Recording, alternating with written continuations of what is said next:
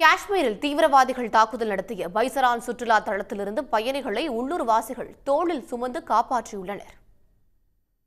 பகல்காம் அருகே மலைப்பாங்கான இடத்தில் அழகிய புல்வெளியில் அமைந்திருக்கும் பைசரனில் தீவிரவாதிகள் தாக்குதல் நடத்தியதில் கோடைகாலத்தை கழிக்கச் சென்ற 28 பேர் உயிரிழந்தனர். பெயரை சொல்லச் சொல்லி கேட்டும் குரான் வாசகங்களை கூறச் சொல்லியும் சுற்றுலா பயணிகளை தோட்டாக்களால் தீவிரவாதிகள் துளைத்தனர். குடும்பத்துடன் குதூகலத்துடன் இருந்த இடம் தீவிரவாத தாக்குதலால் கூக்குரலும் அழுகையும் நிறைந்தபோது அவர்களுக்கு உதவி செய்ய உள்ளூர்வாசிகள் முன்வந்தனர். மலைப்பாங்கான இடத்தில் இருந்து ஒற்றையடி பாதையில் தாக்குதலில் இருந்து தப்பியவர்களை தோளில் சுமந்து காப்பாற்றியுள்ளனர். ஜம்மு ஸ்ரீநகர் சாலை மூடப்பட்டதால் வெளியேற முடியாமல் தவித்த சுற்றுலா பயணிகளை காப்பாற்றிய ரஜோரி இளைஞர்கள் மசூதிகளில் தங்க வைத்த நிகழ்ச்சி சம்பவமும் நடந்துள்ளது.